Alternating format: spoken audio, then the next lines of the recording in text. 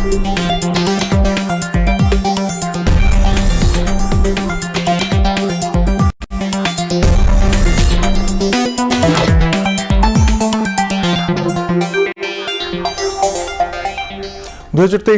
অর্থ বছরের 12 মাসে গড় মূল্যস্ফীতি 9.73%। খাদ্যে মূল্যস্ফীতির কথা যদি বলি সেটি 10%-এর বেশি রয়েছে। আজকের আমরা মাছ মাংসের বিলাসী বাজারে যাব না, আমরা একদম খুব সাধারণ আলু ভর্তার যে উপকরণগুলো রয়েছে তার বাজার দর জেনে নেব এবং এর বাজার দর কতটা যৌক্তিক তা ব্যাখ্যা করার চেষ্টা করব। একই সাথে সপ্তাহ শুরুর শেয়ার বাজার, আমদানি রপ্তানি এবং হাটের খবর থাকছে। স্বাগত বৌনি আয়োজনে, আপনাদের সঙ্গে রয়েছে আমি তানজিম শাফিন। আমরা বলছিলাম যে আলু ভর্তা তৈরিতে যেই প্রধান উপকরণটি রয়েছে আলু, আমরা আলুর দাম যদি বিশ্লেষণ করি দেখব যে এই বছরের চলতি সময়ে আলুর দাম রয়েছে 60 টাকা প্রতি কেজি।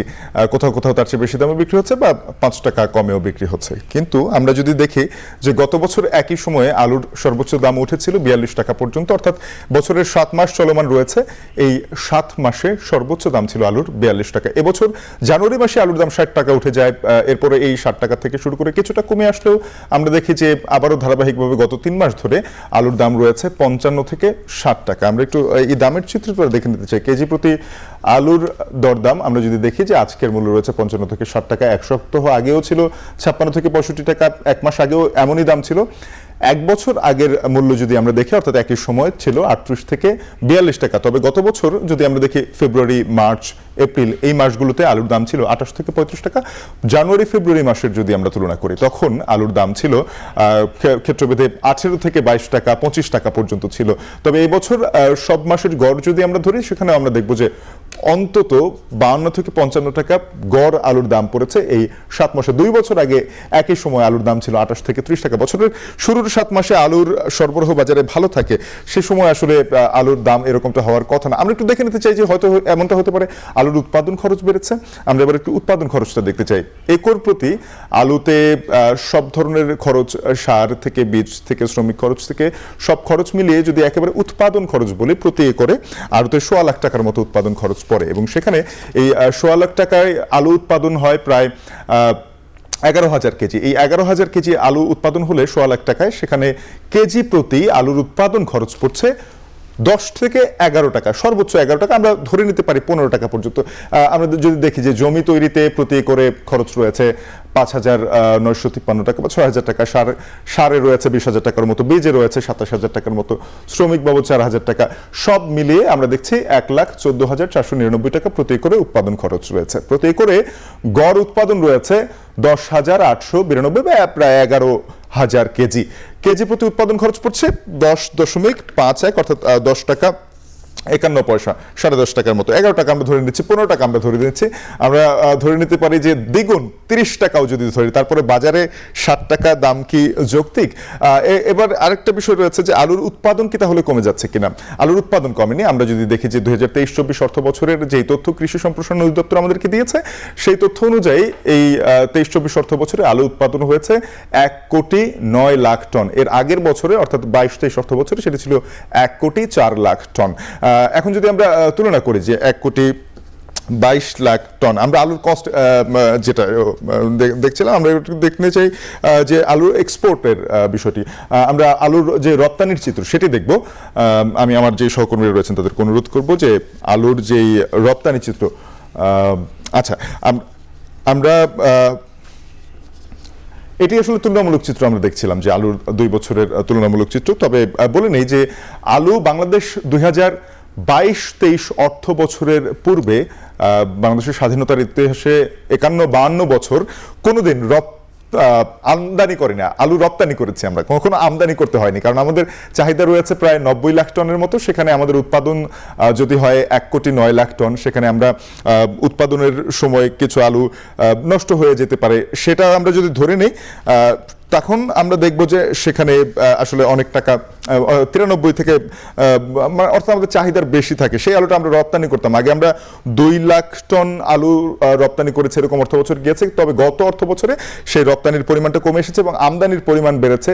সেখানে প্রায় 1.5 কোটি ডলারের মতো আমাদের খরচ হয়েছে আলু আমদানিতে। আলু আমদানি করতে হয়েছে $98,000 এবং আলু আমরা রপ্তানি করতে পেরেছি, আমরা আলু রপ্তানি করতে পেরেছি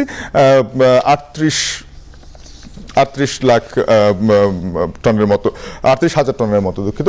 তো সেখানে আমরা দেখছিলাম যে আলুর দাম, এবার আমরা একটু পেঁয়াজের প্রসঙ্গে আসি। আমরা যদি পেঁয়াজের দাম দেখি বাজারে, যেটা আলু ভর্তার অন্যতম উপকরণ, সেখানে আমরা দেখতে পারবো যে আজকের বাজার দরে পেঁয়াজের মূল্য রয়েছে 110 থেকে 120 টাকা। এটি ট্রেডিং কর্পোরেশন বাংলাদেশের তথ্য মতে, কিন্তু বাজারে গেলে হয়তো এর চেয়ে বেশি দাম আপনাকে গুনতে হতে পারে।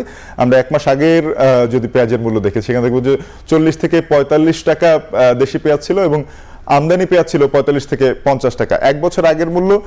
একই সময় আলুর একটা পেঁয়াজের একটা সংকট তৈরি হয়েছিল, ভারতের রপ্তানি নিষেধাজ্ঞায়। এখনো কিন্তু ভারত থেকে আমরা যেই আলু আমদানি করছি, সেই আমদানিতে আমাদেরকে বড় মোটা অঙ্কের শুল্ক পরিশোধ করতে হচ্ছে, 40%, যার ফলে পেঁয়াজের আমরা যদি দেখি যে পেঁয়াজের দাম বেড়ে যাচ্ছে। 2 বছর আগের মূল্য ছিল 40 থেকে 45 টাকা প্রতি কেজি এবং আমদানি পেঁয়াজ ছিল 45 থেকে 50 টাকা। মানে আমার দেশি পেঁয়াজের চেয়ে আমদানি পেঁয়াজের দাম কম ছিল আগের বছরগুলোতে। এবার সেটা হচ্ছে না, কারণ ভারত তাদের রপ্তানিতে শুল্কায়ন বাড়িয়ে দিয়েছে, যার ফলে আমাদের আমদানি খরচ বেড়ে গিয়েছে। এবার আমরা একটু কাঁচা মরিচ দেখি। কাঁচা মরিচের ঝাঁজ সম্পর্কে কিছু বলার প্রয়োজন নেই। বাজারে গেলে আপনাদের হয়তো 350-400 টাকা দরে কেজি কাঁচামরিচ কিনতে হচ্ছে, আপনারা জানেন সেটা। আজকের মূল্য টিসিবির সূত্র মতো দেখানো হচ্ছে 280 থেকে 320 টাকা। 320 টাকা প্রতি কেজি কাঁচামরিচ। আমরা দেখছিলাম যে পেঁয়াজের দাম রয়েছে 120 টাকা, আলুর দাম 60 টাকা। তাহলে আসলে আমরা যদি আধা কেজি আলুর ভর্তা বানাই, সেটার দাম কত পড়ছে সেটা বলার অপেক্ষা রাখে না। কিন্তু আমরা আমাদের সহকর্মীরা রয়েছেন, তারা খবর রাখছে যে কোথায় কোথায় পেঁয়াজ আমদানি রপ্তানি হচ্ছে। আমরা হিলি স্থলবন্দরে যাব। হিলি স্থলবন্দর দিয়ে পেঁয়াজ কাঁচামরিচ আমদানি হচ্ছে, সেই খবর জানাতে আমাদের সঙ্গে যুক্ত হবেন সহকর্মী সোহেল রানা। সোহেল, জানাবেন যে পেঁয়াজ কাঁচামরিচ কি পরিমাণে আমদানি হচ্ছে এবং এই আমদানির দর মিটিয়ে আসলে বাজারে কি দরে বিক্রি করা যাচ্ছে?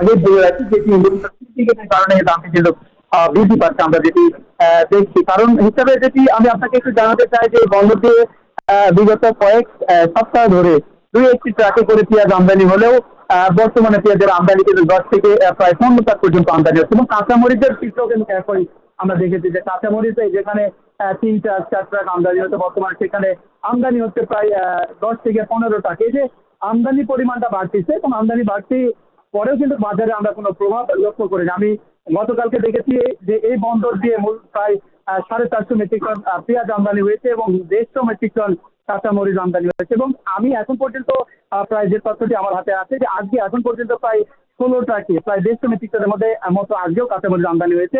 এবং আমদানির তথ্যচিত্র যদি আমি আপনাকে তুলে ধরি যে আসলে এই পার মেট্রিক টন কাঁচামরিচ $500 আমদানি হচ্ছে এবং সেখানে সরকারকে শুল্ক দিতে হচ্ছে 35 টাকা। সব মিলিয়ে প্রায় আমদানি খরচ যেখানে 100 টাকা, সেখানে বাজারে কিন্তু কাঁচামরিচের দাম গিয়ে আমরা দেখেছি যে 200 টাকা 250 টাকা কেজি দরে বিক্রি হচ্ছে। অর্থাৎ আমদানি খরচের তুলনায় 150 টাকা বেশি দরে কাঁচামরিচ বিক্রি হচ্ছে। আসলে এটি কি কারণে বিক্রি হচ্ছে এবং এটাই সিন্ডিকেটটা কোথায়, সেটি কিন্তু প্রশাসনের নজরদারি দরকার বলে পাইকারি ব্যবসায়ী যারা আছে তারা কিন্তু বলছেন। এবং পেঁয়াজের আমদানি চিত্রটা একটু বুঝবো, যেহেতু পেঁয়াজের আমদানিতে ভারতীয় সরকার একটা শুল্ক 40% যুক্ত করা আছে এবং $50 নির্দিষ্ট করে দেওয়া আছে আমদানি শর্তাবলীতে। সেই ক্ষেত্রে কিন্তু আমদানি করে তাদের 80 থেকে 85 টাকা পর্যন্ত পেঁয়াজের দাম কিন্তু খরচ করে যাচ্ছে এবং সেটি কিন্তু বন্দরে গতকালকে বিক্রি হয়েছে 87 থেকে 88 টাকা পর্যন্ত কেজি দরে। এবং সেই পেঁয়াজ খুচরা বাজারে আমরা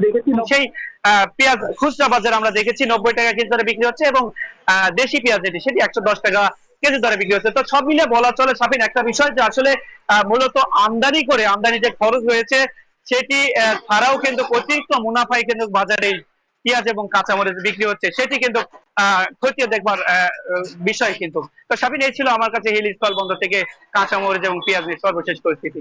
সোহেল, আপনাকে ধন্যবাদ। সহকর্মী সোহেল রানা যুক্ত হয়েছেন হিলি স্থলবন্দরে, জানাচ্ছিলেন কাঁচামরিচ পেঁয়াজ আমদানির খবর। এবার আমরা আবারও ফিরে যেতে চাই বাংলাদেশ কনজিউমার্স অ্যাসোসিয়েশনের সহসভাপতি এস এম নাজির হোসেন আমাদের সঙ্গে যুক্ত আছেন। তার সাথে বলছিলাম যে আসলে আমাদের উৎপাদন যেই দেখানো হয় কৃষি সম্প্রসারণ অধিদপ্তরের বিভিন্ন হালনাগাদে, সেখানে বলা হয় যে আমাদের পেঁয়াজের ধরেন যে 28 থেকে 29 লাখ টন আমাদের যে চাহিদা রয়েছে, 35 লাখ টন আমাদের উৎপাদন দেখানো হচ্ছে।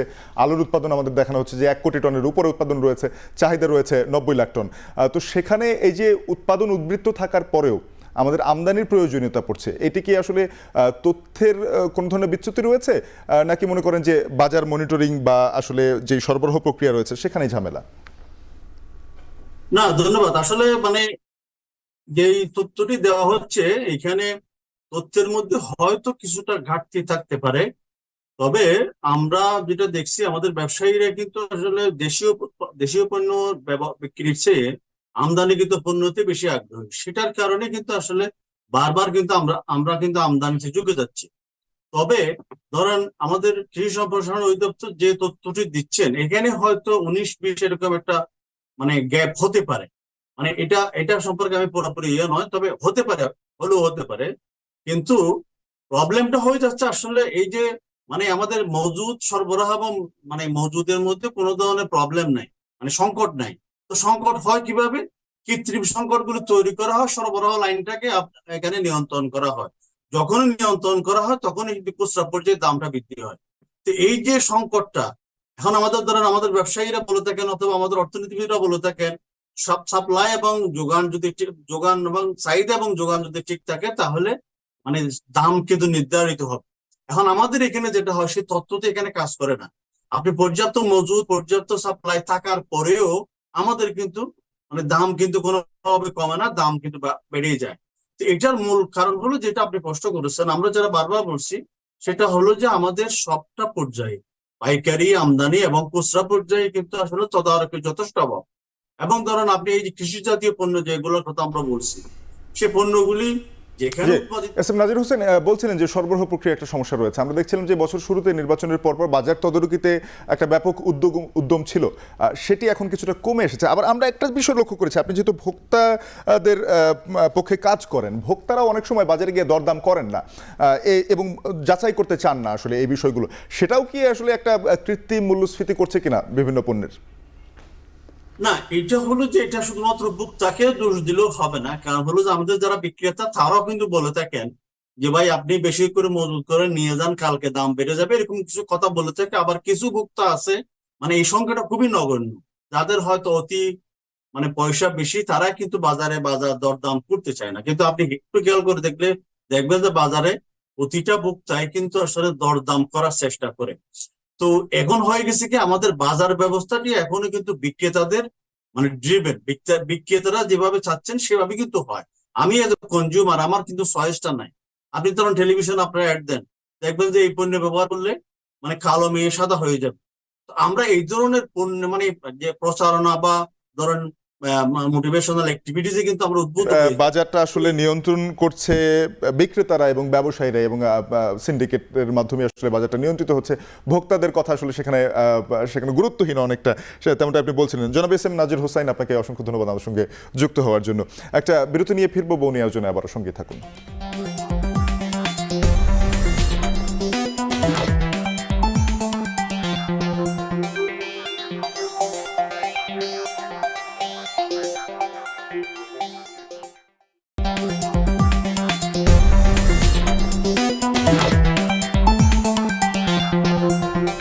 ফিরে এলাম বিরতির পর, দেখছেন বৌনি।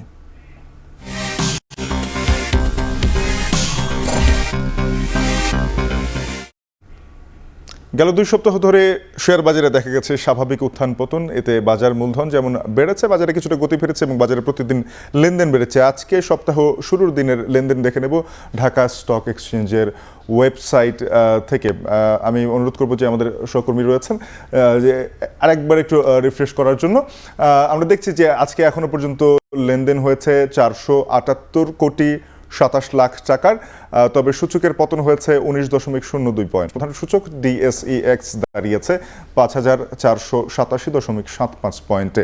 আজকে সবগুলো সূচকই আমরা নিম্নগামী প্রবণতা দেখতে পাচ্ছি। DSES অর্থাৎ সরিয়া সূচক 1202.99 পয়েন্টে রয়েছে। সূচকটি কমেছে 4.53 পয়েন্ট। ভালো ভিত্তির 30 প্রতিষ্ঠানের সূচক 1939.13 পয়েন্টে দাঁড়িয়েছে, কমছে 3.22 পয়েন্ট। আমরা দেখছি যে আজকে বেশিরভাগ শেয়ারে দরপতন হয়েছে। 275টি প্রতিষ্ঠানের শেয়ারের দরপতন হয়েছে। দর বেড়েছে মাত্র 89টির এবং দর অপরিবর্তিত রয়েছে 33টি প্রতিষ্ঠানের শেয়ারের। সকাল শুরুর পর থেকে নিম্ন নেতিবাচক প্রবণতা আসলে লেনদেন চলছিল। সেখান থেকে এখনো পর্যন্ত লেনদেন 500 কোটি টাকা অতিক্রম করেনি, অর্থাৎ বলা চলে যে গেল সপ্তাহগুলোর তুলনায় আজকের লেনদেনে অনেকটাই খরা দেখা যাচ্ছে। আবারও ফিরবো একটা বিরতির পর।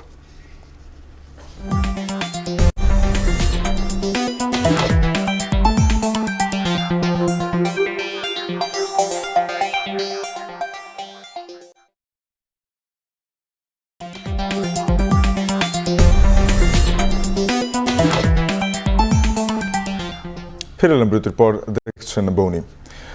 এবার আমরা যেতে চাই চট্টগ্রামে খাতুনগঞ্জে, দেশের সবচেয়ে বড় পাইকারি বাজারে আমাদের সহকর্মী রয়েছেন। সেখান থেকে আমাদের সঙ্গে যুক্ত হবেন সহকর্মী কাজী মাহফুজ। মাহফুজ, জানাবেন যে পেঁয়াজের আমদানির পরে আসলে বাজারে পাইকারিতে কি ধরনের প্রভাব পড়ছে, খুচরা বিক্রেতারা কি দরে পাচ্ছেন এবং তারা আসলে সবচেয়ে বেশি লাভটা কারা করতে পারছেন? শাফিন, চট্টগ্রামের খাতুনগঞ্জে গত কয়েকদিন ধরে কিন্তু পেঁয়াজের সরবরাহ পর্যাপ্ত আমরা দেখতে পাচ্ছি। প্রতিদিনই 22 থেকে 25 ট্রাক পেঁয়াজ ঢুকছে এবং প্রতি ট্রাকে আমরা দেখতে পাচ্ছি 15 থেকে 16 টন পেঁয়াজ আমদানি করা হচ্ছে। সেই হিসেবে প্রায় দিনে 300 টনের উপরেই কিন্তু পেঁয়াজ বাজারে আসছে এবং চট্টগ্রাম এবং বৃহত্তর চট্টগ্রামের যে চাহিদা সেটি কিন্তু এই পেঁয়াজ দিয়েই পূরণ করা সম্ভব বলছেন এখানকার ব্যবসায়ীরা। তবে সরবরাহ বাড়লেও দামের তেমন পরিবর্তন হয়নি আমরা দেখতে পাচ্ছি। এখানে পাইকারি বাজারে পেঁয়াজ বিক্রি হচ্ছে, ভারতীয় আমদানি করা পেঁয়াজ বিক্রি হচ্ছে 92 থেকে 93 টাকায়, আর দেশীয় পেঁয়াজের সরবরাহ কিছুটা কমেছে আর পাইকারিতে বিক্রি হচ্ছে কেজি প্রতি 95 থেকে 96 টাকায়। এখানে যারা ব্যবসায়ী আছেন তারা বলছেন সরবরাহ বাড়লেও মূলত আমদানি ব্যয় বেড়ে যাওয়ার কারণেই দাম কমছে না, বরং অনেকটা স্থিতিশীল অবস্থায় রয়েছে, সামনে বাড়তেও পারে এমনটিও আশঙ্কা করছেন।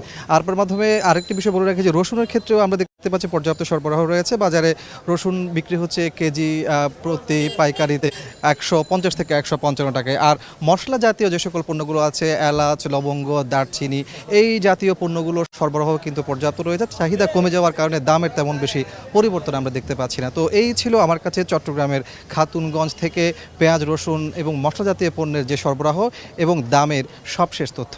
মাহফুজ, আপনাকে ধন্যবাদ। সহকর্মী কাজী মাহফুজ যুক্ত হয়েছিলেন চট্টগ্রামের খাতুনগঞ্জ থেকে, জানাচ্ছিলেন পেঁয়াজের আমদানি খরচ বাড়ায় আসলে দাম কমানো যাচ্ছে না, সামনে বাড়তেও পারে। এই ছিল আজকের বৌনি আয়োজনে। এখন টেলিভিশন ওয়েবসাইট দেখতে ভিজিট করুন www.এখন.tv।